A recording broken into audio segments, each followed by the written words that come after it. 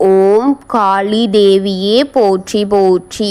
ஓம் மகா காளியே போற்றி போற்றி. ஓம் பத்ரகாளி தாயே போற்றி போற்றி.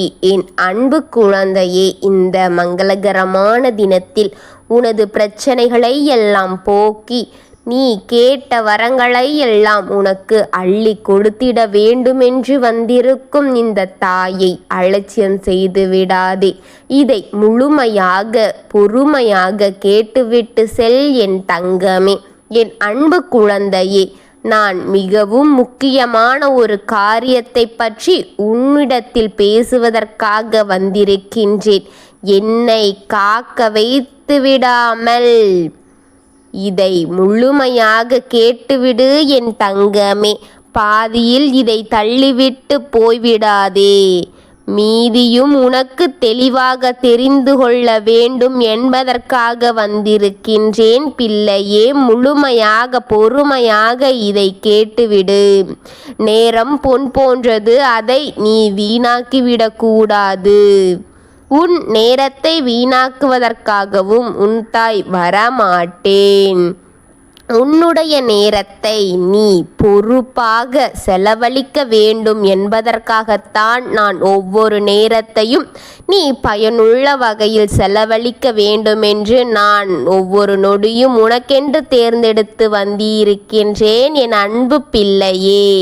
நீ கடந்து வந்த பாதையை திரும்பிப்பார். நீ அனுபவித்த வேதனைகளும் கண்ணீரும் இப்பொழுது நீ திரும்பி பார்த்தால் அது உனக்கு அச்சத்தை கொடுக்கும். இதையெல்லாம் நான் தாண்டி வந்தேனே, இதையெல்லாம் நான் அனுபவித்து இருக்கிறேனா என்று நீயே ஆச்சரியமாக உனக்கே தோன்றும் அளவிற்கு இருக்கும் என் பிள்ளையே.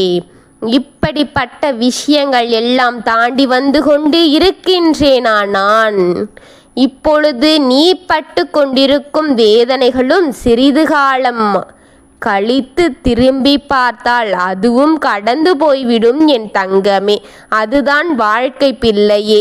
இப்படி என் வாழ்க்கை முடிந்து போய்விடலாமா என்று கவலைப்படாதே. இப்படியே முடிந்து போய்விடுமா என்று துவண்டும் விடாதே. இதுவும் கடந்து போகும் என்பதுதான் உண்மை என் பிள்ளையே. அப்பொழுது அந்த பிரச்சனையெல்லாம் உனக்கு சிறிதாக தெரியும்.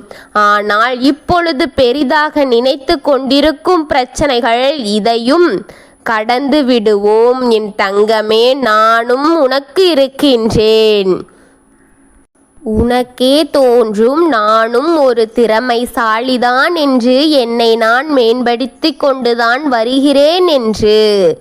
உனக்கே தோன்றும் அளவிற்கு நீ மேலோங்கி வந்து கொண்டிருக்கின்றாய் என் பிள்ளையே. பெரிதாக நினைத்தது அனைத்தும் உனக்கு சிறிதாக தோன்றும் அளவிற்கு நீ அனைத்தையும் எளிதான முறையில் கையாண்டு கொண்டிருக்கின்றாய் என் பிள்ளையே. என் அன்பு பிள்ளையே, உன்னுடைய இடத்தில் வேறு ஒருவன் இருந்தால் இத்தனை கவலையும் கஷ்டத்தையும் கண்ணீரையும் யாராலும் தாங்கி இருக்க முடியாது. அப்படிப்பட்ட நேரத்தையும் அப்படிப்பட்ட காலத்தையும் கடந்து வந்து கொண்டே இருக்கிறாய் என் செல்வமே. நீ உனக்கு இருக்கும் தைரியம்தான் என் பிள்ளை தைரியசாலியான பிள்ளை என்பதை காட்டுகின்றது. கடந்து வந்து விட்டேன் என்று எத்தனை தெய்வத்தின் துணையாக எத்தனை தெய்வங்களை கையில் எடுத்து வைத்து கொண்டு கடந்து வந்து கொண்டிருக்கின்றாய். உன் வாழ்க்கையில் தெய்வ சக்திதான் உனக்கு மேலோங்கி இருக்கின்றது என்பதை நான் அறிவேன். உன் வாழ்வு கஷ்டங்களை கொடுத்து கொண்டு இருக்கிறது. சில நேரங்கள் மீள முடியாத துயரங்களையும் உனக்கு கொடுத்து கொண்டுதான் இருக்கின்றது. நம்பிக்கையானவர்கள் எல்லாம் நம்பிக்கை துரோகமாக மாறி அந்த நேரத்தை உன் வாழ்க்கையில் பயன்படுத்தி உன் வாழ்க்கை உனக்கு மாயமாக வேண்டுமா என்று தோன்றுகின்றதல்லவா? அந்த வாழ்க்கை தேடி வேண்டாம் என் பிள்ளையே என்று நினைக்கப் போகிறாயா? நீ நல்லவர்கள் என்று நினைத்தவர்கள் எல்லாம் உனக்கு உன் கண்களுக்கு முன்னே நீ சாக வேண்டும் என்று நினைக்கும் நேரமாக மாறி இருக்கின்றது என் பிள்ளையே. இருக்கும்போது இவர்கள் பார்த்து நீயே எத்தனை வேதனைப்பட்டு இருக்கின்றாய். இப்படி எத்தனையோ கடினமான பாதைகளை கடந்து வந்திருக்கும் என் அன்பு பிள்ளை, இன்று உனக்கு ஒரு விஷயத்தை கூற வந்திருக்கின்றேன். நான் என் செல்வமே, புத்திசாலியான என் பிள்ளையே, நான் சொல்வதை கவனித்துக்கொள் என் தங்கமே. ஒரே ஒரு முறை நீ சாணக்கியனாக மாற வேண்டும் என் தாயே. ஏன் தாயே இப்படி கூறுகிறீர்கள்? இல்லாத பல காரியங்களை, நான் பண்ணாத பல காரியத்தை எனக்கு கற்றுக் கொடுக்கிறீர்களா என்று கேட்காதே. இப்பொழுது நீ புத்திசாலித்தனமாக மாறவில்லை என்றால் உனக்கு ஏமாளியாக இவர்கள் அனைவரும் சேர்ந்து மாற்றிவிடுவார்கள். அதற்காகத்தான் நான் இன்று உன்னை சாணக்கியனாக மாற்ற வந்தேன். தந்திரத்தை பழகு என்று சொல்ல வந்தேன் என் பிள்ளையே. தந்திரத்தை பழகு என் பிள்ளையே. ஒன்றும் அறியாத என் பிள்ளையே, படுகுழியில் தள்ளி விடுவார்கள். உன்னை படுகுழியில் இவர்கள் தள்ளி கொண்டிருக்கிறார்கள். தந்திரத்தோடு நீ வாழ வேண்டும். அப்படி வாழ்வதை கற்றுக்கொள்ள வேண்டும். அதனால் இவர்களில் இருந்து வாழ்க்கையை நீ மீட்டு எடுத்து விடலாம். என் குழந்தையே, முற்றுப்புள்ளி வைத்துவிடு. முற்களின் மீது புடவை விழுந்து விட்டது. இப்பொழுது அந்த முற்களில் இருக்கும் புடவையை கிழித்து எடுக்க வேண்டும். அதுதான் தந்திரம் தங்கமே. எனக்கு செய்வினை செய்துவிட்டு நீ அழிவின் பாதையை நோக்கி சென்று கொண்டிருக்கின்றாயே, அதன் அருகில் சென்று விட்டாயே. நீயும்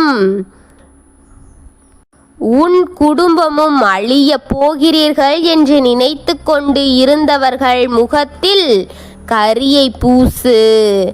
வண்ணம்தான் உன் வாழ்க்கை திசை திரும்ப வேண்டும். அதற்கு நீ செய்ய வேண்டிய காரியம் என்ன தெரியுமா? தந்திரத்தை கற்றுக்கொள்ள வேண்டும். பகையாளியாக இருந்தாலும்